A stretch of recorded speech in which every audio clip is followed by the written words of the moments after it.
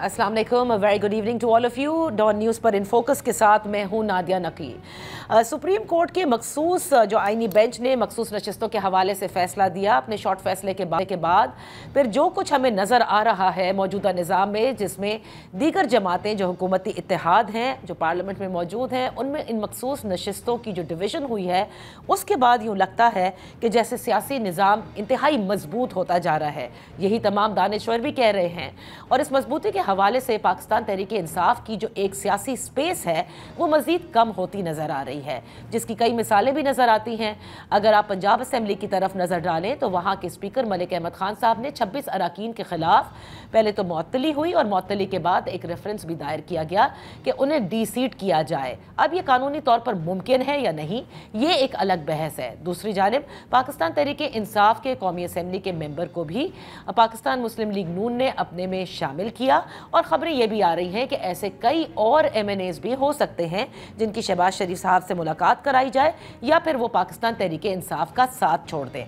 फिर आते हैं उन खबरों की तरफ जो खैबर पख्तूनख्वा हुकूमत के हवाले से, जिसे खुद अली अमीन गंडापुर साहब कहते हैं कि अगर साजिश भी की गई और अगर कोशिश भी की जाए, वो उन्होंने चैलेंज दिया है, तो उनकी हुकूमत को गिरा कर दिखाया जाए। अब तहरीक इंसाफ के लिए क्या रास्ता रहता है? क्या शाह महमूद कुरैशी साहब, जिन्होंने पहले ख़त लिखा दीगर असीरान के साथ, वो ये कहते हैं कि मज़ाकरात होने चाहिए और सियासी तौर पर होने चाहिए, और बाद में उनका ये भी कहना था कि मज़ाकरात और मज़ाहमत दोनों साथ साथ ज़रूरी हैं। इसी पर बात करते हैं। हमारे साथ सीनियर सहाफ़ी और तज्ज़िया निगार सुहेल वराइद साहब मौजूद हैं। बेहद शुक्रिया फॉर जॉइनिंग अस। वराइद साहब, आप देख रहे हैं कि जो डेवलपमेंट्स हमें अब नज़र आ रही हैं, ऐसे में आप क्या समझते हैं कि तहरीक इंसाफ के लिए पॉलिटिकल स्पेस को, जो कि वो कहते हैं और नज़र भी आती है कि उनके पास अब बिल्कुल मौजूद नहीं, और उसके बहुत सारे रीज़न्स हैं, हम उनकी गलतियों पर बाद में भी बात कर सकते हैं, लेकिन क्या इस वक्त मज़ाकरात या मज़ाहमत या दोनों, क्या समझते हैं आप? देखें, सियासी जमातों के पास ये दो ही वेपन होते हैं, पीसफुल मज़ाहमत और मज़ाकरात। जो माजी में PTI से जारहाना मज़ाहमत हुई है, ज़ाहिर है उसका नताइज आज तक आ रहे हैं, और अब इस वक्त उनकी स्ट्रीट पावर नहीं है, वोट पावर डेफिनेटली मौजूद है। तो मैं ये समझता हूँ कि ये शाह महमूद कुरैशी का बड़ा अच्छा मशवरा है कि आप एक तरफ मुज़ाकरात भी करें, और अगर मुज़ाकरात के अंदर कहीं दबाव डालना हो, कहीं उसके अंदर शिद्दत डालनी हो, तो आप उसका पीसफुल मज़ाहमत भी करें। ज़रूर, ये बिल्कुल बहुत अच्छा मशवरा है। अच्छा, मशवरा तो है, लेकिन फिर जब एक तरफ ये कहा जाता है कि निज़ाम इतना मजबूत हो गया और इसमें तहरीक इंसाफ की कहीं जगह नहीं है, और जिनसे अब मज़ाकरात होने हैं यानी सरकार से, वो तो इस पोजीशन में नहीं नज़र आते कि वो अपने तही कोई डिसीजन ले सके, और अगर ले भी सकते तो वो उनके फेवर में नहीं था। अगर तहरीक इंसाफ को स्पेस दी जाती तो फिर लोग ये भी तनकीद करते हैं कि अब क्या फ़ायदा इन मज़ाकरात का?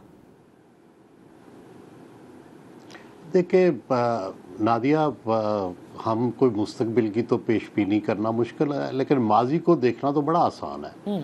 मोहतरमा बेनज़ीर भुट्टो 17 सीटें उनको मिली, 17 राइट, और उनके साथ वो असम्बली में बैठ गई, और 1990 में उन्होंने धड़न तख्ता कर दिया। फिर 90 में बैठ गई और 93 में धड़न तख्ता कर दिया।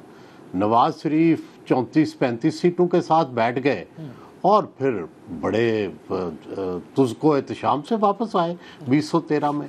तो देखें, सियासी पार्टियों पे मुश्किल वक्त भी आते हैं। सवाल यह है कि उससे निकलना कैसे है। पहला तो इस वक्त सवाल यह है ना कि निकलना कैसा है। तो आप सिर्फ माजी को देख लें कि लोग किस तरह निकलते रहे हैं। उन्होंने यही किया है कि वो एक तरफ सिस्टम में शरीक रहे, मुज़ाकरात भी करते रहे, और जहाँ ज़रूरत हुई वहाँ पीसफुल मज़ाहमत भी की। तो यही रास्ता है आज तक 75 सालों में। या तो फिर यह है कि इनकलाब आ जाए, या ये हो सकता है कि भाई पूरे मुल्क के अवाम खड़े हो जाएं। वो तो हुआ नहीं। अगर वो हो जाता तो हम कहते हैं ये भी एक रास्ता है, सही, लेकिन वो तो अभी तक नहीं हुआ। तो फिर अभी तक जो होता रहा है उसी को फॉलो करेंगे। अच्छा, उसी को फॉलो करने के लिए जाहिर है कि आप, क्योंकि तमाम लीडरान को, जो पॉलिटिकल जमातों के लीडर हैं, इनको बड़ी अच्छी तरह से इनकी सियासत को भी समझ रहे हैं। इमरान खान साहब की जो सियासत अब तक रही है उसको देखकर کیا آپ یہ کہہ سکتے ہیں کہ یہ تبدیلی وہ لا سکتے ہیں کہ وہ مذاکرات کے لیے راضی ہوں اور وہ بھی حکومت کے ساتھ؟ عمران خان کے اندر بھی لچک ہے. انہوں نے اپنے جب وزیر اعظم تھے مقتدرہ کو سپیس دی. اس سے پہلے الیکشن سے پہلے مقتدرہ کے ساتھ معاملات طے کیے, ان کی مدد سے اقتدار میں آئے. لچک تو ہے, لیکن ایک ساتھ ہی ساتھ ایک ان کے ہاں پوری پی ٹی آئی کے ہاں ایک تاثر غلط پیدا ہو گیا ہے جس پر وہ پختہ ہو گئے ہیں. وہ یہ ہے کہ سارا ملک اور عوام جو ہے ہمارے ساتھ ہے. اگر یہ دھاندلی نہ ہوتی تو ہم جیت گئے ہوتے اور ہم وزیر اعظم ہوتے, اور ہم اس سے کم اب کچھ نہیں لیں گے. تو اور اس طرح یہ 9 مئی کا جو واقعہ تھا, 9 مئی کا, وہ بھی ان کا یہ خیال تھا کہ ہم آج اپیل کریں گے تو جو فوج کے اندر جرنیل, عدلیہ کے اندر جج اور پاکستان کے عوام اٹھ کھڑے ہوں گے اور آج انقلاب آ جائے گا. تو وہ بھی ہم نے دیکھا, صدر ٹرمپ کا کہا گیا, وہ بھی ہم نے دیکھ لیا. تو مسلسل ایسے فالس کلیمز جو ہیں, وہ مجھے یاد آتا ہے کہ جب جرمنی شکست کھا رہا تھا نا, تو وہ ہٹلر اس وقت یہی پیغامات دیتا تھا کہ وہ فلانا جو جنرل ہے اس کو کہے کہ وہ اپنی فوج لے کے آ جائے, فلائیں آ جائے, یہاں تک کہ جو تھا وہ وہاں پہ برلن میں پہنچ گئے. تو بنیادی بات یہ ہے کہ ریالٹی چیک جو ہے وہ کرنا چاہیے. ریالٹی چیک یہ ہے کہ اس وقت جو بارگیننگ پوزیشن ہے پی ٹی آئی کی وہ کوئی اچھی نہیں ہے. تو جب بارگیننگ پوزیشن اچھی نہ ہو تو لچک دکھا کے اس سے نکل جانا چاہیے, اس کرائسس سے. اچھا, لیکن بارگیننگ پوزیشن بالکل آپ نے درست کہا, لیکن اب ان کے لیڈر ایک اسیر لیڈر ہیں جن سے کم لوگوں کی ملاقاتیں ہوتی ہیں, اور جیل میں رہتے ہوئے ظاہر ہے کہ آپ باہر کے حالات تو بڑا کم جانتے ہیں. پھر آپ کے پاس وہ لوگ بھی نہیں ہیں جو پہلے آپ کی جماعت میں اور آپ کے ساتھ کلوز تھے. تو اس وقت جو موجودہ قیادت ہے اور جن کی ملاقات عمران خان تک ہوتی ہے, کس حد تک آپ سمجھتے ہیں کہ ان کی غلطیاں ہیں جس کی وجہ سے وہ لچک ابھی تک نظر نہیں آتی جو کہ دکھا دینی چاہیے تھی؟ کیونکہ آپ نے حوالہ بھی دیا کہ 75 سال سے جو کچھ ہوتا آ رہا ہے اس کو ہی کم از کم فالو کرنا ہوگا, تو کہیں جا کے وہ پولیٹیکل سپیس بنے گی. دیکھیں نادیہ, میں یہ سمجھتا ہوں کہ گنڈا پور جو بھی بیان دیں شعلہ بار, لیکن ان کی بھی رسائی ہے اسٹیبلشمنٹ تک. اور بیرسٹر گوہر علی جو ہے, ان کی بھی کافی عزت ہے جو ہمارے اسٹیبلشمنٹ کے حلقے ہیں. اور عمران خان نے شاید ان دونوں کو بنایا بھی اسی لیے تھا, یہ کوئی یہ بعد میں نہیں بنی. ان کو پتا تھا کہ یہ لوگ جو دو انہوں نے رکھے اسی لیے رکھے کہ جب اسٹیبلشمنٹ سے بات چیت ہوگی تو یہ لوگ کام آئیں گے اور ماڈریٹ لوگ ہیں, ٹھیک ہے. لیکن اب اگر انہیں استعمال نہ کیا جائے اور ان کے خلاف ہی پروپیگنڈا ہو, اور جو وہ چیز جا کے مذاکرات کر کے آئیں پالیسی اس کے خلاف بن جائے اور پبلکلی بھی ان کے خلاف پروپیگنڈا کیا جائے, تو پھر کیسے مذاکرات ہوں گے؟ صحیح ہے. اچھا, تو لیکن ایک چیز اس میں جو نظر آ رہی ہے پی ٹی آئی میں, اس میں ان کی جو بہن ہے علیمہ خان صاحبہ, پہلے وہ اتنا سیاسی طور پر ایکٹیو نظر نہیں آتی تھی, اور اب جو خیبر پختونخوا ہاؤس میں جو اندرونی کہانی پارلیمانی پارٹی کی اجلاس کیا ہے, اور ویسے بھی دیگر جب ہم تحریک انصاف کے لوگوں سے بات کرتے ہیں اندرون خانہ, تو علیمہ خان صاحبہ کے بیانوں کے حوالے سے بھی وہ کہتے ہیں کہ ان بیانات سے نقصان پہنچ رہا ہے, اور شاید ان کی جب ملاقات ہوتی ہے تو چیزیں پھر بدل جاتی ہیں. دیکھیں, اس خان صاحب نے مختلف لوگوں کے سر پہ جب ہاتھ رکھتے ہیں, جس کے سر پہ وہ ہاتھ رکھیں کہ پاپولر لیڈر ہیں, تو وہی لیڈر بن جاتا ہے, وہی سپوکس پرسن جو ہے وہ رائٹ ہوتا ہے خان صاحب کے خیالات کے اظہار کے لیے. ٹھیک ہے, آپ جس کو وہ کل کہیں گے کہ یہ میرا ترجمان ہے, یا جس کو پہلے بشرا بی بی ایک زمانے میں آپ نے دیکھا جب لانگ مارچ سے پہلے ان کو انہوں نے اختیار دے دیا تھا, اب جو ہے وہ ساری پارٹی غیر مؤثر ہے اور علیمہ خان جو ہیں وہ سب سے آگے ہیں. حالانکہ جب پنجاب میں ان کی گورنمنٹ تھی تو نہ کوئی علیمہ خان کے کوئی سنتا تھا, نہ ان کی کوئی بہنوں کی باقیوں کی سنتا تھا.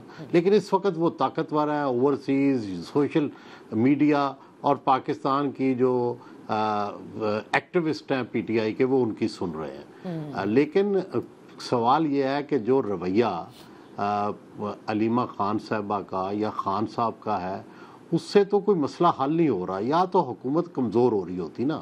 ابھی آپ نے اپنے ابتدائیے میں انٹرو میں آپ نے یہ کہا کہ حکومت تو مضبوط ہوئی ہے. جی بالکل. اگر تو کمزور ہو رہی ہوتی تو انہیں مدد کی ضرورت ہوتی. اب اگر وہ مضبوط ہو رہے ہیں تو اس وقت تو آپ کی بارگیننگ پوزیشن کمزور ہے, اور اس وقت آپ کو فار ایگزامپل جو ملا ہوا ہے اس کو تو ریٹین کریں. دیکھیں نواز شریف کے پاس ایک صوبہ تھا اور ایک زمانے میں فیڈریشن بھی نہیں تھی, اس کے باوجود انہوں نے ری گین کیا. پیپلز پارٹی کے پاس کئی دفعہ ایسا ہوا ہے کہ صوبہ بھی وہ جیتے ہوئے تھے, صوبہ بھی چھین لیا گیا. آپ نے دیکھا کہ وہاں پہ کس طرح جو تھے وہ آگے تھے ارباب رحیم, کس طرح آگے تھے جام صادق, کہ میجارٹی پیپلز پارٹی کی تھی اور اس کے باوجود انہیں چیف منسٹر بنا دیا گیا. انہوں نے بھگت لیا نا, اس سے آگے چلے گئے, کوشش کی اور بڑھائے. اسی طرح آپ ان کے پاس دیکھیں اپوزیشن میں ان کے پاس اچھے خاصے اراکین ہیں, پنجاب اسمبلی میں ان کے پاس اراکین ہیں, کے پی کی حکومت ہے. تو یہ اس کو سٹرینگتھن کریں, اس سے گورنمنٹ پہ کرٹیسائز کریں, ایکٹیو ہو کے پارلیمنٹ کے اجلاس اٹینڈ کریں, پنجاب اسمبلی میں بھی بجٹ پہ کنسٹرکٹیو تقریریں کریں, بجائے اس کے کہ وائلنس کے. دیکھو وائلنس سے وائلنس ہی پیدا ہوتی ہے, اور اسٹیبلشمنٹ سے بڑی پھر وائلنٹ کوئی پارٹی نہیں ہوتی. یہ کیونکہ ان کی منوپلی ہے وائلنس پہ, ان کو ایک آئینی اختیار ہے وائلنس کا, اور کسی کو آئینی اختیار نہیں ہے وائلنس کا. ایک سٹیٹ کے اندر صرف جو اسٹیبلشمنٹ ہوتی ہے اس کے پاس وائلنس کی منوپلی ہوتی ہے, اور باقی کوئی وائلنس اگر کرے تو وہ اس کو کچل دیتے ہیں. یہی سٹیٹ ہوتی ہے. صحیح. تو لیکن وڈائچ صاحب دیکھیں, اب کیونکہ ہم نظام کا بھی ذکر کر رہے ہیں, پیپلز پارٹی کا ماضی اور اس کے علاوہ پی ایم ایل این کا اس وقت, جیسے خواجہ آصف کئی بار اور کئی موقعوں پر انہوں نے کہا کہ یہ بہترین چل رہا ہے یہ نظام, اور لوگوں کے مفاد میں ہیں, وہ اس کو کنٹیسٹ نہیں کرنا چاہیں گے, جو کہ وہ کہہ رہے تھے کہ اس کی آئینی حیثیت اینڈ آل آف دیٹ. لیکن کیا پی ایم ایل این اور پیپلز پارٹی یہ سمجھ بیٹھی ہے, جنہوں نے بھگت بھی لیا اور کئی بار حکومتیں بھی کی, کہ دس از دی الٹیمیٹ, یہی چہرہ ہے اور وہ یہاں پر اب رہیں گے, کیونکہ جو اقدام وہ اپنی اپوزیشن کے خلاف لے رہے ہیں یہ فیوچر میں واپس آ سکتا ہے, کیونکہ کسی کے ساتھ بھی ہم نے نہیں دیکھا کہ اسٹیبلشمنٹ کا رشتہ مستحکم رہا ہو یا تاحیات رہا ہو. دیکھیں یہاں میری دو پوزیشن ہیں. ایک پوزیشن تو میری ایک آئیڈیلسٹک پرسنل پوزیشن ہے, ٹھیک, کہ میں تو ہائبرڈ نظام کو نہیں مانتا, اور میں ایک پیور آئینی نظام کو مانتا ہوں جس میں فوج کا سیاسی کردار نہ ہو. میری ذاتی پوزیشن تو یہ ہے. لیکن عملی حقیقت یہی ہے کہ اس وقت ایک ہائبرڈ نظام ہے, اور ہائبرڈ نظام میں بظاہر بڑا سٹرانگ چل رہا ہے, لیکن مجھے نہیں لگتا کہ یہ ایک مستقل انتظام ہے جو اسی طرح چلتا رہے گا. نہیں, ڈیفینیٹلی جو دنیا میں 106 ممالک میں 110 ممالک میں جو ڈیموکریسی ہے, ہمیں اسی طرف جانا پڑے گا. یہ سسٹم ناپائیدار ہے جس میں اپوزیشن نہ ہو, جس میں ایک لوپ سائیڈڈ گورنمنٹ ہو. تو میرا خیال ہے کہ الٹیمیٹلی کبھی نہ کبھی اس سسٹم کو ٹھیک کرنا پڑے گا. یہ کوئی آئیڈیل سسٹم نہیں ہے. یہ ٹھیک ہے کہ دنیا بھر میں فوج کا ایک رول ہوتا ہے, سیکیورٹی کے اندر, جغرافیائی سرحدوں کے اندر, فارن پالیسی کے اندر ان کی انپٹ ہوتی ہے, انٹیریئر کے اندر ان کی انپٹ ہوتی ہے, پر لیڈنگ رول نہیں ہوتا. تو لیڈنگ رول کانسٹیٹیوشن میں پالیٹیشین کو ہی دیا گیا ہے, اور انہی کے پاس ہونا چاہیے. وڈائچ صاحب پہلے ایک بریک لیتے ہیں, اور بریک کے بعد ہم اپنی گفتگو جاری رکھیں گے. Welcome back. ان فوکس ہے سینئر صحافی اور تجزیہ نگار سہیل وڈائچ صاحب. ایسا تو لگتا ہے کہ سیاسی جماعتوں نے کم از کم پاکستان کی ایک انریٹن تھنگ ہے کہ they look up to the establishment to come to power, اور آپس میں آپ نے دیکھا کہ پی ڈی ایم بنی تھی پہلے, جس نے یہ آئین کے ذکر کیا اور کہا کہ سب اپنی اپنی دائرہ کار میں, آئینی دائرہ کار میں رہ کر کام کریں. کس طرح سے پھر وہ ایک کانسٹیٹیوشنل موومنٹ کی گئی, لیکن اس کے پیچھے کیا محرکات تھے مجھ سے بہتر آپ جانتے ہیں سر. اسی طرح عمران خان صاحب ہیں, جب وہ برسر اقتدار آئے انہوں نے بھی ہی looked up to the establishment. تو مسئلہ تو ان سیاسی جماعتوں کا ہے کہ ان کو جمہوری کیسے کیا جائے گا. دیکھیں نادیہ، ہماری کوئی سیاسی جماعتیں سنتی تو نہیں ہے نا. ہماری تو ایک آئیڈیل پوزیشن ہے. ہم تو چاہتے ہیں کہ کانسٹیٹیوشن کے مطابق ہر ادارہ کام کرے اور جس میں لیڈ جو ہے وہ عوام کے نمائندوں کی. بالکل ٹھیک ہے. تو ہم اسی لیے ہم پولیٹیکل پارٹیز کو جب بھی وہ اس طرح کی کوئی ڈیل کرتے ہیں، آج ہم ہائیبرڈ کہہ رہے ہیں موجودہ نظام کو، تو یہ تنقید ہے نا. یہ ہم ان پہ ایک طنزی کر رہے ہیں نا کہ بھئی آپ اگرچہ پارلیمنٹ میں اکثریت میں ہیں لیکن آپ کے پاس وہ اختیار نہیں ہے جو ہونا چاہیے.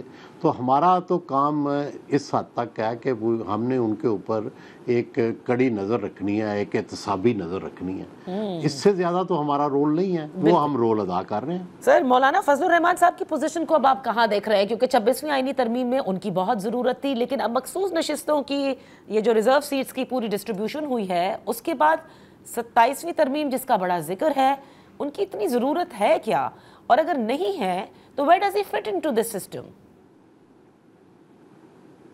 دیکھیں نادیہ، ہم لوگ جو آپ کراچی میں بیٹھے ہیں اور میں لاہور میں بیٹھا ہوں، ہمیں شاید اس چیز کا احساس نہیں ہے کہ کے پی کے اندر اس وقت شدت سے ایک آئیڈیالوجیکل وار جاری ہے، اور جس میں وہ ideological war against the militant Taliban ہے، جس میں آپ دیکھیں کہ ہر روز فوج کے لوگ شہید ہو رہے ہیں اور ہر روز ان کے لوگ بھی مارے جا رہے ہیں.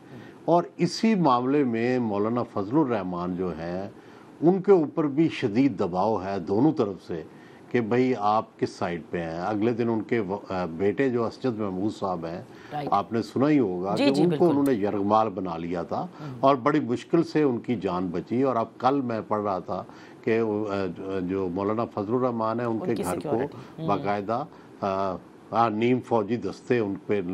تو اس کا مطلب ہے کہ اس وار میں وہ بھی ان کے پاس اب راستے بہت کم ہیں کہ وہ کیا اسٹیٹ کے ساتھ کھڑے ہوں گے، اسٹیٹ کے خلاف اپوزیشن میں جائیں گے. وہ چاہتے نہیں ہیں کہ بھئی وہ ابھی تو ان کا یہی آیا نا کہ میں کسی تحریک عدم اعتماد میں حصہ نہیں لوں گا، لیکن آگے جا کے ابھی تو چیزیں، میرا نہیں خیال کہ ابھی کوئی حکومت چینج بھی ہو رہی ہے، نہ چینج کرنے کا کوئی فائدہ ہے بلکہ نقصان ہے. میں نہیں سمجھتا کہ کوئی فوری جو تبدیلی ہے اس کا کوئی فائدہ ہوگا، سیاسی نقصان ہوگا.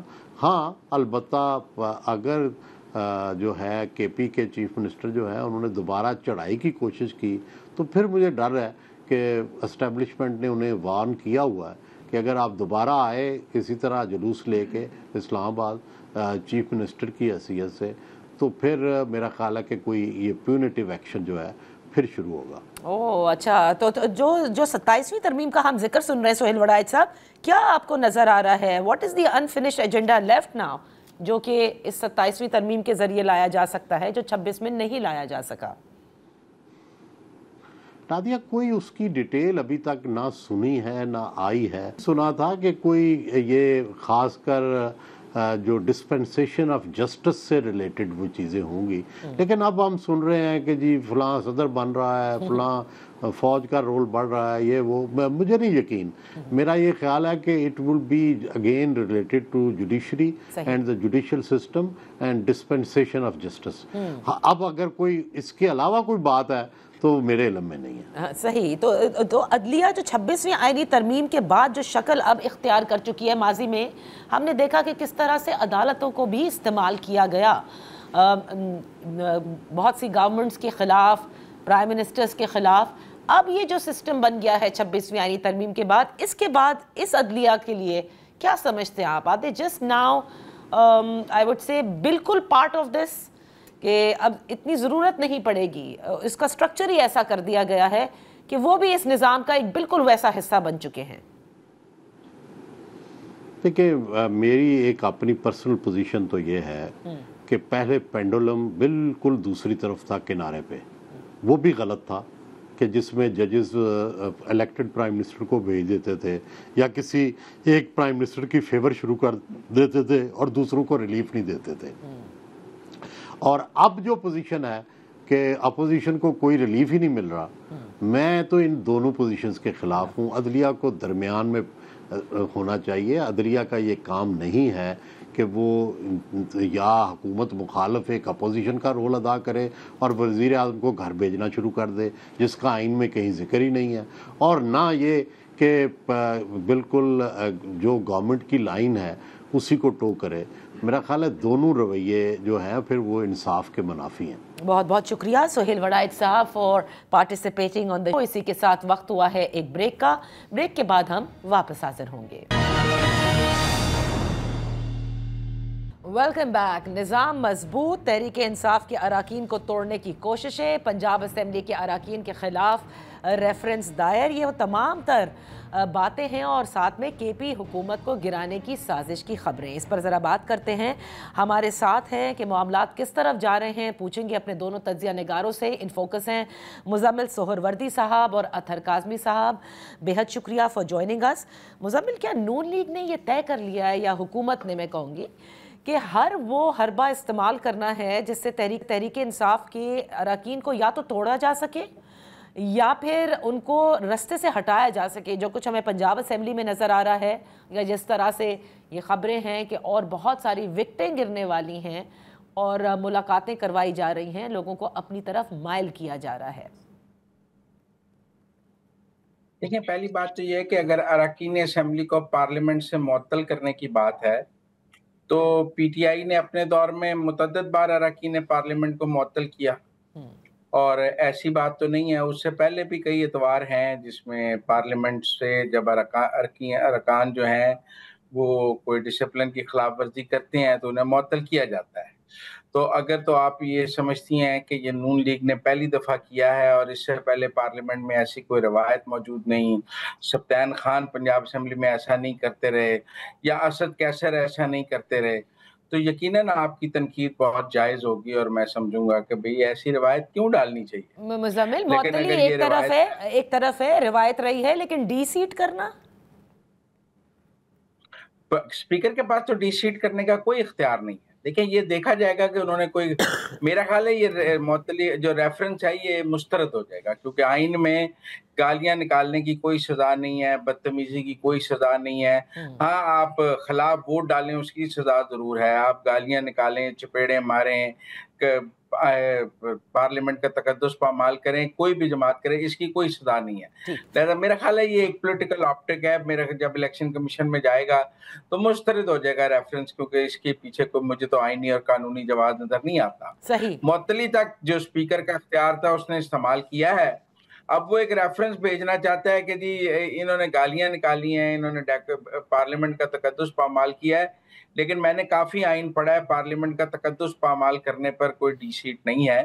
ہاں، پارٹی سے خلاف ورزی پر ضرور ڈی سیٹ ہے، پارٹی کا تقدس پارلیمنٹ کے تقدس سے زیادہ اہم ہے۔ بالکل بالکل، آپ نے درست فرمایا، لیکن it is not what is going to happen. آپ نے بالکل درست کیا کہ اس میں کہیں گنجائش نظر نہیں آتی اور یہ مسترد ہو جائے گا، لیکن اگر بات ہے اس ایکشن کی، یعنی اس سوچ کی کہ آپ اس حد تک جائیں گے، جبکہ بالکل درست فرمایا مزمل نے کہ بہت دفعہ ہوا ہے کہ ہر سپیکر نے کئی اراکین کو معطل بھی کیا ہے، لیکن یہاں یہ لگتا ہے کہ کسی بھی صورت پاکستان تحریک انصاف کے جو اراکین ہیں جو ہماری جماعت میں یا صف میں آتے ہیں درست، ورنہ پھر ان کو ڈی سیٹ ہی کر دیا جائے۔ دیکھیں، اصل المیہ یہ ہے کہ ماضی کے اندر بھی اسمبلیوں کے اندر ہنگامہ آرائی بھی ہوتی رہی، 90s میں بھی یہاں پہ سب کچھ ہوتا رہا، جس قسم کے نعرے لگتے رہے، لیکن آج تک ہم نے نہیں دیکھا کہ کوئی نعرہ ہمیں پسند نہیں آیا تو اس کو ہم ڈی سیٹ کروا دیں گے۔ اور اسپیکر صاحب جو ہیں وہ تو آج بھی کہہ رہے ہیں کہ جو لوگ وہاں پہ اس طرح کی حرکتیں کرتے ہیں، آئین کو وہ نہیں مانتے، تو ان کا تو اسمبلی میں بیٹھنا بنتا ہی نہیں ہے۔ تو یہ بنیادی طور پہ وہ مائنڈ سیٹ ہے جس کو آپ اس وقت فیس کر رہے ہیں۔ مزمل صاحب نے آئین پڑھا، انہوں نے کہا کہ انہوں نے دیکھا آئین میں ان کو کوئی ایسی چیز نظر نہیں آئی، لیکن گزشتہ 3-4 سالوں سے نادیہ آپ کو کہیں پہ آئین نظر آیا؟ میں تو مزمل صاحب سے ریکویسٹ کروں گا ایک ایک کاپی آپ کو اور مجھے بھی بھجوا دیں تاکہ ہمیں پتہ تو چلے کہ اس آئین کے اندر کیا کیا لکھا ہے۔ کیا اس آئین کے اندر یہ لکھا ہوا ہے جو اس وقت ملک کے اندر ہو رہا ہے کہ ملک کی سب سے بڑی عدالتوں کے فیصلے نہیں مانے جاتے، وقت پہ الیکشنز نہیں ہوتے؟ تو ان سے یہ ایکسپیکٹ کرنا موجودہ حکمرانوں سے کہ وہ کوئی ایسا قدم اٹھائیں گے اس میں آئینی جواز یہ ہے نہیں، اس میں پسند ناپسند اور طاقت کا زوم ہے جو हमारा दिल होगा वो हम करेंगे। अनफॉर्चुनेटली फिलहाल तो हमें ऐसी सिचुएशन का सामना है। अच्छा, तो मुज़म्मिल फिर ये खैबर पख्तूनख्वा, देखिए इस वक्त तमाम तर फोकस जो है, जब हम पाक भारत कॉन्फ्लिक्ट से निकले, उसके बाद इजराइल ईरान कॉन्फ्लिक्ट से निकले, अब सारा फोकस डोमेस्टिकली हमको बजट के बाद तहरीक इंसाफ की तरफ मरकूज हुकूमत का नज़र आता है। और कई ऐसे स्टेप्स लिए जा रहे हैं या चहमगोइयाँ हैं जिससे तहरीक इंसाफ की सफ़ों में भी परेशानी है, ज़ाहिर है। तभी हमने देखा कि खैबर पख्तूनख्वा हाउस में भी रवां हफ्ते एक इजलास होता है उनका, वहाँ पर मशावरत भी होती है और उसके बाद वो इमरान खान साहब के लिए फ़ैसले तक कि तमाम तर मामला उन तक लेकर जाया जाएगा। लेकिन क्या बात क्या है, खैबर पख्तूनख्वा हुकूमत की गिराने की साजिश की ख़बरों में आप समझते हैं कि इसमें सदाकत भी है और कोशिश की जा रही है कि अपोजिशन इत्तेहाद मिलकर खैबर पख्तूनख्वा की हुकूमत को टेक ओवर करे? अगर खैबर पख्तूनख्वा में वज़ीर आला बदला जाएगा तो दूसरा वज़ीर आला भी तहरीक इंसाफ से ही आएगा। ये तो नहीं हो सकता कि मौलाना अपना वज़ीर आला ले आए या नून लीग अपना वज़ीर आला ले आए। मैं इसकी 2 मिसालें देता हूँ। आज़ाद कश्मीर में जब हुकूमत की तब्दीली हुई तो आज भी तहरीक इंसाफ का ही वज़ीर आज़म है, और अगर आप गिलगित बल्तिस्तान में देखें तो तहरीक इंसाफ का ही वज़ीर आला है, अगर एक वज़ीर आला के हटने के बाद। लेकिन मुझे नहीं लगता कि गंडापुर को हटाने की कोई कोशिश है। मैंने अतर काज़मी के प्रोग्राम में भी कहा था, गंडापुर ऐसा कौन सा काम कर रहे हैं कि उनको हटा दिया जाए, और गंडापुर ने ऐसी कौन सी मरकज की बात नहीं मानी कि आप उनको हटाने के बारे में सोचें। ठीक है, गंडापुर ने इन टाइम बजट पास किया है, सरप्लस बजट दिया है, वफाक के हर इजलास में शरीक होते हैं, वफाक के साथ हर जगह ताउन करते हैं। मुझे नहीं नजर आता कि कोई आपको फॉरवर्ड ब्लॉक तो आप तब बनाते हैं जब आपको उसकी जरूरत हो। तो फिर वो ललकार क्यों रहे हैं Muzammil? Why is he saying? Gandapur साहब, आपने देखा जिन अल्फाज का उन्होंने चुनाव किया और कहा कि जितनी कोशिश करनी है कर लें और आप कर नहीं सकते, और उन्होंने लफ्ज कोट अनकोट औकात का इस्तेमाल किया। देखिए, पहली बात तो ये है कि हमें गंडापुर के अल्फाज पर नहीं उसके अमाल पर जाना चाहिए। गंडापुर के अल्फाज जो हैं वो उसकी डोमेस्टिक ऑडियंस पीटीआई के लिए होते हैं, वो अतर काज़मी के लिए हैं। वो सुने और उनसे खुशी करें, महसूस करें और कहें मेरे वज़ीर आला ने बहुत ललकार दिया है, ऐसी की तैसी फेर दी है। उनके उनके अमाल जो हैं वो हुकूमत के लिए होते हैं कि देखें I am very सबर्वेंट to you, और मैं आपसे मुकम्मल ताउन कर रहा हूँ। उनके 2 चेहरे हैं। उनकी पॉलिसी और पोस्चर के फर्क को समझें। अगर आपने गंडापुर को समझना है तो आप उनकी पॉलिसी और पोस्चर के फर्क को समझ कर चलें। उनकी पॉलिसी जो है वो और है, उनका पोस्चर कुछ और है। उनके पोस्चर से एस्टेब्लिशमेंट और फेडरल गवर्नमेंट को कोई प्रॉब्लम नहीं, वो इससे भी घटिया अल्फाज इस्तेमाल करें, कोई प्रॉब्लम नहीं है। वो काम वही करें जो वफाक को और एस्टेब्लिशमेंट को चाहिए, वो करते रहें। उनके अल्फाज से कोई मैटर नहीं करता है। उनके डोमेस्टिक ऑडियंस खुश हो जाती है। देखें ना, कल से आप भी बहुत खुश हैं कि बड़ा अच्छे अल्फाज दिए हैं, ललकार दिया है, ये कर दिया है। What does it matter to the establishment या फेडरल गवर्नमेंट? उनके सारे काम हो रहे हैं, everything is happening according to the script. ये गुफ्तगू को मैटर करती है। उन्होंने चंद पीटीआई के हामियों और यूट्यूबर्स के लिए ये गुफ्तगू की है ताकि उन्हें सेटिस्फाई किया जा सके। वो सेटिस्फाई हो रहे हैं, दैट्स वेरी गुड। अच्छा, क्या सिर्फ यही बात है अथर, या फिर ये इसको हम इस अंदाज से या इस जाविये से भी देख सकते हैं कि विद इन खैबर पख्तूनख्वा पाकिस्तान तहरीक इंसाफ गंडापुर साहब के हवाले से बड़ी रिजर्वेशंस हैं, तहफ़्फ़ुज़ात हैं, चाहे वो जुनेद अकबर साहब हो, सामने कुछ भी हो, लेकिन आपके पास भी ये इत्तलात हैं कि अंदरूने खाना हालात सब गंडापुर साहब के फेवर में नहीं हैं। क्या ये उनको ललकार रहे थे कि अगर आप इमरान खान साहब के पास जाकर मेरी शिकायतें करें, मुझे हटवाने की कोशिश करें, तो ये मुमकिन नहीं होगा?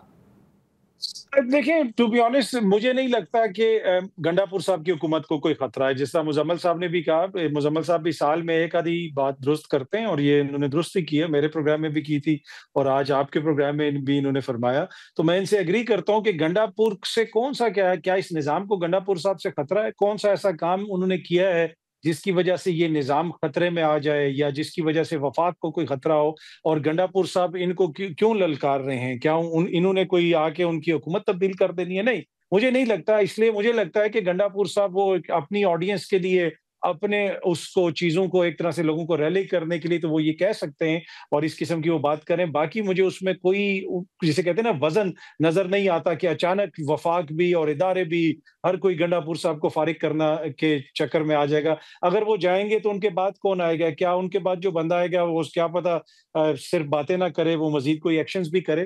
دوسری بات یہ ہے کہ مسئلہ اس وقت یہ نہیں کہ گنڈاپور صاحب کیا کر رہے ہیں، مسئلہ یہ ہے کہ اس وقت وفاق میں سے کس قسم کی باتیں ہو رہی ہیں. اس وقت پاکستان میں بیٹھے ہوئے دانشور کس قسم کی باتیں کر رہے ہیں. اگر آپ ایسے مزمل صاحب کی باتیں سنیں تو لگتا ہے ایسے ہے کہ یہ آئینی بینچ کے جج ہو سکتے ہیں، اتنے آئین آئین آئین یہ کرتے ہیں. لیکن جو نظام جس طریقے سے چلایا جا رہا ہے اور جس طریقے سے آئین کے ساتھ کیا جا رہا ہے، وہاں پہ خیبر پختونخوا کے اندر جو سیٹیں بانٹی گئی ہیں، اب یہ ساری حکومت کی تبدیلی کیسے ہو رہی ہے یا اس کی بات کیوں ہو رہی ہے؟ اس لیے کہ وہ لوگ جن کو ووٹ ہی نہیں پڑا ان کے مابین سیٹیں بانٹ دی گئی ہیں. ووٹ کسی اور کو پڑا ہے، سیٹیں کسی اور کو دے دی گئی ہیں. اور یہی حالت آپ کی وفاق میں ہے، یہی حالت آپ کی پنجاب میں ہے. لیکن یہاں پہ حکومت والے بھی صبح سے شام تک آئین آئین کرتے ہیں، مزمل صاحب جیسے دوست بھی صبح سے شام تک آئین آئین کرتے ہیں. میں تو ریکمینڈ کروں گا حکومت کو کہ اگر آئینی عدالت بنتی ہے 27ویں ترمیم کے بعد تو مزمل صاحب کو بھی لگا دیا جائے. ہمارے پروگرام میں بیٹھ کے تو یہ عدالت لگاتے ہی ہیں، فیصلے بھی سناتے ہیں، کبھی آپ کے خلاف کبھی میرے خلاف. انہوں نے 1-2 فیصلے تو اسی پروگرام میں سنا دیے، تو میرے خیال میں ان کو بھی آئینی عدالت میں بتایا جائے. مزمل بڑے خطرناک جج ثابت ہوں گے. میں کوشش ہوگی کہ میرا اور اطہر کا کوئی کیس کم از کم آپ تک نہ آئے، ان کی عدالت میں نہ لگے. بٹ مزمل جیسے یہ 27ویں ترمیم کی بات ہو رہی ہے، میں نظام پر آؤں گی کیونکہ نظام تو اب سب کہتے ہیں جو جن دانشوروں کا ذکر کیا کہ بڑا مضبوط ہو گیا ہے. لیکن دیکھیں جو مضبوطی ہے نظام کی، چلے پہلے یہی بات کر لیتی ہوں، کیا ماضی میں ہم نے نہیں دیکھا نظام تبدیل ہوتے ہی ہونے میں کچھ ہی چند دن باقی ہوتے ہیں؟ کیا عمران خان صاحب کی حکومت بڑی مضبوط نظر نہیں آتی تھی کہ جنرل باجوہ صاحب کے ساتھ وہ بڑے سیم پیج پر ہیں، اور اس وقت کی اپوزیشن یعنی نون لیگ کے لیے یہ لگتا تھا کہ ان کی تو شاید سیاسی جو حکمت عملی ہے وہ بھی فیل ہو رہی ہے، سیاست بھی ختم ہو رہی ہے. لیکن آپ نے دیکھا یکدم کیسا سب کچھ تبدیل ہوا. آج کے حالات میں کیا یہ جماعتیں یہ سمجھتی ہیں کہ یہ نظام ہی کنٹینیو رہے گا اور وہ اس سے فائدہ اٹھاتے رہیں گے اور کبھی تبدیل نہیں ہوگا؟ نظام کب تبدیل ہوتا ہے؟ نظام تبدیل ہوتا ہے جب اسٹیبلشمنٹ اور حکومت کی لڑائی ہو جاتی ہے، ورنہ تو 129 دن دھرنا بھی ہو تو بے مراد ہی لوٹ جاتے ہیں واپس. تو نظام کی تبدیلی کے لیے تو آپ سمجھیں کہ اسٹیبلشمنٹ سے پنڈی اور اسلام آباد کی لڑائی ضروری ہے. پنڈی اور اسلام آباد کی لڑائی ہم نے دیکھی جب PGI کی تعیناتی پر لڑائی ہوئی اور اس کے نتیجے میں سب کچھ ہوا. مجھے اور آپ کو وہ کہانی اس شو میں آپ کے پاس ٹائم کم ہوتا ہے، سنانے کی ضرورت نہیں ہے. اگر روز خط لکھتے ہیں، ابھی پرسوں بھی انہوں نے روز خط لکھتے ہیں پنڈی کو، اور وہ روز پنڈی سے بات کرنا چاہتے ہیں. جب پنڈی کی اور اسلام آباد کی لڑائی ہوگی میں اور آپ ضرور نظام کی تبدیلی پر بات کریں گے. پر آج جب میں آپ سے گفتگو کر رہا ہوں، تادم گفتگو مجھے یہ لڑائی نظر نہیں آ رہی تو نظام مستحکم نظر آ رہا ہے. اور مجھے یہ نظر آ رہا ہے کہ پنڈی اس نظام کو مستحکم کرنے کی ہر ممکن کوشش کر رہا ہے. ورنہ پنڈی نے ہمیشہ نظام کو ڈاواں ڈول رکھا ہے تاکہ وہ بوقت ضرورت نظام کو بدل سکے. 5-10 ووٹ اس کے ہاتھ میں ہوں اور 5-10 ووٹوں سے ہی بدلا جا سکے. کیونکہ پنڈی کو 2/3 کو بدلنے کے لیے تو پھر اسے ایک قسم کی مارشلہ لگانا پڑ جاتا ہے نا، 99 کی طرح 2/3 میں.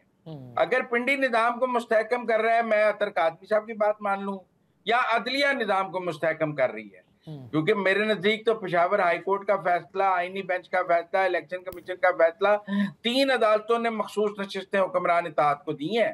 ایک عدالت نے دی 3 عدالتوں نے دی ہیں، ایک عدالت سے نہیں ملی. ایک عدالت نے ری رائٹنگ آف دا کانسٹیٹیوشن کیا ہے، اس نے آئین کو دوبارہ لکھنے کی کوشش کی ہے، آئین کی سہولت کاری کی ہے ان کو سیٹیں دینے کے لیے، جو کسی بھی صورت قابل قبول نہیں ہو سکتا.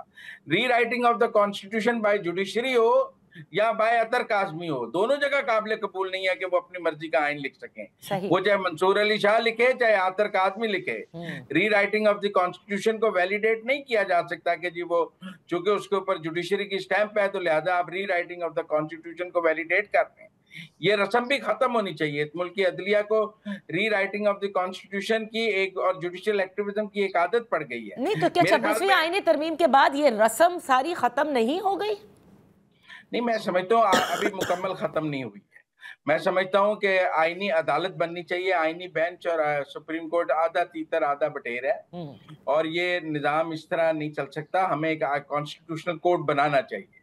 اور کانسٹیٹیوشنل میٹرز کانسٹیٹیوشنل کورٹ میں چلے جانے چاہیے تاکہ یہ بحث ہی ختم ہو جائے کہ اس جج کو بینچ میں ڈالیں اس جج کو نہ ڈالیں. وہ کانسٹیٹیوشنل کورٹ کے اپنے ججز ہوں, وہ سارے وہاں بیٹھ کر سن لیں. تو میرا تو ذاتی تو میں تو کانسٹیٹیوشنل کورٹ کا حامی ہوں. میں کانسٹیٹیوشنل بینچ جو ہے اس وقت ایک کمپرومائز تھا بائی دی گورنمنٹ مولانا فضل الرحمان اور پی ٹی آئی کے لیے, ورنہ بات تو کانسٹیٹیوشنل بینچ کی تھی. میرے خیال میں آج بھی کانسٹیٹیوشنل کورٹ کا حامی ہوں, اور میں سمجھتا ہوں کہ آئینی عدالت بننی چاہیے اور آئینی عدالت کے پاس آئینی معاملات ہونے چاہیے اور سپریم کورٹ کو عام آدمی کا کیس سننا چاہیے. دوسرا, میں ججز کی ٹرانسفر کے حق میں ہوں. ججز جو ہیں وہ ہائی کورٹس کو اپنی رجیم بنا لیتے ہیں, اور جیسے میرا مطلب ہے کسی کی کانسٹیچوئنسی ہوتی ہے نا, ویسے وہ اس کو بنا لیتے ہیں. پوری دنیا میں ہائی کورٹ میں ججز کی ٹرانسفر ایک ایڈمنسٹریٹو سائٹ کا آرڈر ہے جو ہونا چاہیے, اور ہمارے ہاں بھی ہونا چاہیے. تو میرے خیال میں یہ دو چیزیں تو ضرور پینڈنگ ہیں جن کے میں حق میں, اور میں سمجھتا ہوں جوڈیشل ریفارمز میں یہ ہونا چاہیے. اور جوڈیشل ریفارمز یو مین کہ 27ویں ترمیم جس کا کہ بڑا تذکرہ ہے, اس میں یہ انفینش ایجنڈا ہوگا. یس, اور میں اس بات کے بھی حق میں ہوں کہ جب آپ فوجی تنصیبات پر حملہ کریں تو اس کا مقدمہ ملٹری کورٹ میں چلنا چاہیے. یہاں وقت ہوا ہے ایک بریک کا. بریک کے بعد ہم اپنی گفتگو جاری رکھیں گے. Welcome back. ان فوکس ہیں مزمل سہروردی اور اطہر کاظمی صاحب, اور بات ہو رہی ہے اس نظام کے حوالے سے. مزمل کہتے ہیں انفینش ایجنڈا آف جوڈیشل ریفارمز کے نام پر جو کچھ ہوا ہے, جس سے آپ نے دیکھا ہے کہ ابھی بھی ڈیوائیڈڈ ہے, آپ کی پوری بار ڈیوائیڈڈ نظر آتی ہے, آپ کی وکلا برادری نظر آتی ہے, اور وہ ایون مخصوص نشستوں کے حوالے سے جو ابھی ریسنٹ فیصلہ آیا, شارٹ فیصلہ, اس پر سب کے سب متفق نہیں تھے. تو اب اس عدلیہ کو جو شکل 26ویں آئینی ترمیم کے بعد ہے اور جو 27ویں کے بعد ہوگی, کیا ایکسپیکٹ کیا جا سکتا ہے؟ لیکن ٹو بی آنسٹ اس وقت تو آپ دیکھیں جس قسم کے فیصلے آ رہے ہیں اور جس طریقے سے نظام چل رہا ہے. ماضی میں یہ ہوتا تھا کہ کچھ چیزوں کے اوپر کہیں پہ آپ کو ایگزیکٹو بھاری نظر آتا تھا, کہیں پہ عدلیہ کی جانب سے کوئی ایسی بات ہوتی تھی جس پہ اعتراض ہو سکتا تھا. لیکن موجودہ صورتحال میں تو اس طرح لگتا ہے کہ ایگزیکٹو بالادست ہے, اور آئین اور قانون کی جو ہم بار بار بات کرتے ہیں وہ آئین اور قانون اس طرح ہمیں نظر نہیں آتا. آئین اور قانون تو میری طاقت ہے, آپ کی طاقت ہے. جب تک آئین اور قانون کے تحت چیزیں چلیں گی تو ہر کسی کے رائٹس پروٹیکٹ ہوں گے. جس طرح ابھی مزمل صاحب نے بھی کہا, وہ چاہے 1956 میں حسین شہید سہروردی صاحب ہوں یا 2025 میں مزمل سہروردی صاحب ہوں, اگر اس ملک میں آئین اور قانون برقرار رہے گا تو لوگوں کے رائٹس پروٹیکٹ ہوں گے. یہ مزمل صاحب کو لگتا ہے کہ آج کل یہ نظام بڑا اچھا چل رہا ہے, لیکن کل اگر تحریک انصاف والے حکومت میں آ گئے تو انہوں نے بھی کہنا ہے کہ جی 26ویں آئینی ترمیم ختم نہ کریں, کیونکہ یہ حکومت کو سوٹ کرتی ہے, یہ ایگزیکٹو کو سوٹ کرتی ہے. وہ اپنی مرضی سے ججز لگائیں گے, اپنی مرضی سے بینچز بنائیں گے. تو ہم نے دیکھنا ہے کہ اوور آل کیا یہ ملک کے لیے فائدہ مند ہے, کیا ایگزیکٹو کے پاس اتنی پاور ہونی چاہیے کہ وہ عدلیہ کے کسی بھی فیصلے کو نہ مانے. کل ہی میری نواز شریف صاحب کے وکیل, سابق وکیل جہانگیر جدون صاحب سے بات ہو رہی تھی. انہوں نے کہا کہ اس وقت ملک میں کوئی بھی ایسی عدالت نہیں ہے کہ جہاں سے کوئی فیصلہ آئے اور آپ 100% سرٹن ہو کہ یہ بات کر دیں کہ ایگزیکٹو اس فیصلے کو مان لے گی, چاہے وہ سپریم کورٹ کا بھی فیصلہ ہو. اور یہ ساری مثالیں ماضی قریب میں ہم نے خود دیکھی. تو مسئلہ یہاں پہ کسی شخصیت کا یا کسی ایک بینچ کا یا کسی ایک عدالت کا نہیں ہے. یہ 2025 کے اندر اس وقت جو ہمارے سامنے ایشو ہے, کیا ہم نے ملک آئین اور قانون کے مطابق چلانا ہے, یا آئین کو ہم نے وہ جسے کہتے ہیں نا موم کی ناک بنا دیا, جدھر دل چاہے گا موڑ دیں گے, اس کا نتیجہ پھر اچھا نہیں نکلے گا. نہیں, آپ نے ذکر کیا کہ اگر تحریک انصاف بھی آئی تو وہ even they would not like کہ 26 امینڈمنٹ کو جو ہے وہ چینج کیا جائے. تو پھر تو ہم یہ اس وقت تک جو لڑائی ہے تحریک انصاف کی, جس کی وجہ سے ان کی وہ پولیٹیکل سپیس نہیں ہے, tomorrow if they come back to power, اس کا مطلب وہ بھی پی ایم ایل این اور پیپلز پارٹی اور دیگر جماعتوں کی طرح جو کہ اس نظام سے متفق ہیں, خوش ہیں اور کہتے ہیں بہترین ہیں, وہ بھی یہی کہتے نظر آئیں گے. تو کیا جمہوریت کی شکل یہ ہوگی اب؟ دیکھیں اس ملک میں تو ہمارا ایکسپیرینس تو یہی ہے نا, جب آپ اقتدار میں ہوتے ہیں تو آپ کو ہر چیز اچھی لگتی ہے. اقتدار میں تو آپ پیکا قانون بھی لے کے آتے ہیں, وہ تو اللہ بھلا کرے جسٹس اطہر من اللہ صاحب کا اسلام آباد ہائی کورٹ نے اس وقت اس کو ریجیکٹ کر دیا, اڑا دیا. ابھی جو ہے صورتحال بالکل تبدیل ہوگی. اب تحریک انصاف کا اصل چیلنج نہ دیا اس دن شروع ہوگا جب وہ دوبارہ اقتدار میں آئیں گے.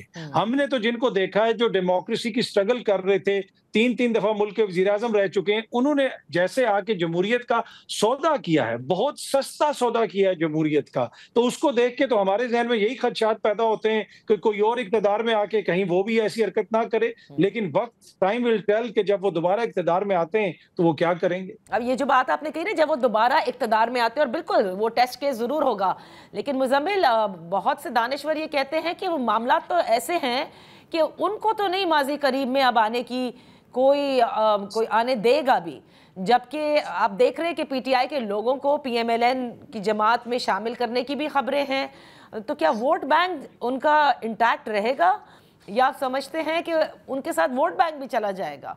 और ये गलती कर रहे हैं, ये हुकूमत गलत समझ रही है कि लोगों को लेकर वो किसी जमात का वोट बैंक नहीं खत्म कर सकती। देखिए मेरी बात सुने, विनिंग हॉर्सेस को शामिल करने का जो रुझान है ना, वो कोई नया नहीं है। ये पीटीआई भी सारे विनिंग हॉर्सेस को इकट्ठा करके ही बनी थी। इन्होंने कौन से वर्करों को टिकट दी हुई है? ये जो जहांगीर तरीन साहब की डॉक्ट्राइन आई थी वो यही थी ना कि हमें विनिंग हॉर्सेस चाहिए, उसके बगैर हम इलेक्शन नहीं जीत सकते। सर 24 में तो नहीं थे ना इतने विनिंग हॉर्सेस मुज़म्मिल? 24 में भी थे इनके पास विनिंग हॉर्सेस, क्योंकि बहुत सारी कॉन्स्टिट्यूएंसीज में पीएमएलएन के कैंडिडेट्स मौजूद हैं। दूसरे विनिंग हॉर्स के पास चॉइस ही नहीं थी पीटीआई के अलावा। क्योंकि आप मैं नाम लेके दे सकता हूँ कि मतलब अगर रियाज फतियाना साहब इधर आना चाहें तो रमदे मौजूद हैं, वो नहीं आ सकते। बहुत सारे, ये फरूख अल्ताफ के साथ क्या हुआ, बिलाल कियानी अपनी सीट नहीं छोड़ना चाहता था। तो बहुत जगहों पे नून के पास अपने ऐसे कैंडिडेट मौजूद हैं कि दूसरे विनिंग हॉर्स की जगह नहीं थी, इसलिए वो डेडलॉक में फंसे हुए हैं कि अगर वो छोड़ना भी चाहे तो नहीं छोड़ सकते। आप पंजाब की पॉलिटिक्स को समझें, ये वोट बैंक से ज्यादा विनिंग हॉर्सेस की भी पॉलिटिक्स है, जो यहाँ पर अर्बन से रूरल की तरफ चले जाते हैं। तो वो विनिंग हॉर्सेस जो है वो हमेशा जो है एस्टेब्लिशमेंट के इशारे पर चलते हैं। उन्होंने वो विनिंग हॉर्सेस कभी क्यू में चले जाते हैं, कभी पीटीआई में चले जाते हैं। जब नून का सूरज तुलू हो रहा हो तो नून में आ जाते हैं, जब काफ का सूरज तुलू हो रहा हो तो काफ में आ जाते हैं, जब पीटीआई का सूरज तुलू हो रहा हो तो पीटीआई में आ जाते हैं। आज भी वो देख रहे हैं किसका सूरज तुलू हो रहा है, उसकी तरफ जाने की कोशिश करेंगे। उन्होंने डूबते सूरज की तरफ कभी सफर ही नहीं किया, वो डूबते सूरज के कभी साथी रहे ही नहीं है। ये तो इमरान खान को सोचना चाहिए था कि मैं जब विनिंग हॉर्सेस को अपने साथ शामिल कर रहा हूं तो वो जब सूरज डूबेगा तो वो चला जाएगा, वो चले जाएंगे। ओके, तो ये तो हर सियासी जमात के अंदर बिल्कुल होता है। लास्ट कमेंट आपसे लेना चाहूंगी अतहर, क्या लगता है कि आशूरा के बाद जिस तहरीक का जिक्र कर रही है Tehreek Insaf, are they going to reap anything out of it? क्योंकि तनकीद तो उन पर यही है ना कि पहले भी तहरीक हुई हैं और उसमें बहुत सारी फैक्टर्स हैं जिसकी वजह से वो कामयाब नहीं हो सकी। देखिए, एक तो मैं छोटा सा कमेंट करना चाहूंगा, जो मुजम्मिल साहब ने अभी तज्जिया किया है विनिंग हॉर्सेस वाला, वो तो मुकम्मल गलत साबित हो गया। गलत साबित होने के बाद भी उस पे कायम रहना, जिद करना और फिर भी ये तज्जिया देना, इसका क्रेडिट आपको मुजम्मिल साहब को देना पड़ेगा। दूसरी तरफ जो आपने बात की कि क्या आप आशुरा के बाद मुझे कोई बड़ी तहरीक चलती हुई नजर आ रही है, टू बी ऑनेस्ट हालिया जो ट्रैक रिकॉर्ड हम देख रहे हैं, पहले छोटी ईद से पहले कहा गया, फिर बड़ी ईद के बाद कहा गया, फिलहाल मुझे वो कोई तहरीक चलती हुई नजर नहीं आ रही। इनको कोई बंदे सड़कों पे लाने की जरूरत नहीं है। जो खैबर पख्तूनख्वा की हुकूमत है, अगर वो सियासी तौर पे मुजामत शुरू कर दे तो वफाक के लिए बहुत सारे मसाइल खड़े हो जाएंगे। एक ऐसा सूबा जहां पे शोरश है, सूबे का खास मिजाज है, 70-80% अवाम आपके साथ है, आप बहुत कुछ कर सकते हैं, लेकिन वहां पे ऐसा कुछ होता हुआ मुझे नजर नहीं आ रहा। इसलिए मैंने पहले भी अर्ज की कि मुझे नहीं लगता कि अली अमीन साहब की हुकूमत को किसी की ख्वाहिश होगी कि उनको फारिग किया जाए। ओके, इसका मतलब कि वो भी बिल्कुल आराम से इस निज़ाम के अंदर जम होकर चल रहे हैं। Well, that's all for today. Muzammil आपका बेहद शुक्रिया, अतहर आपका बेहद शुक्रिया फॉर ज्वाइनिंग अस। के साथ इजाज़त लेते हैं, अल्लाह हाफिज़।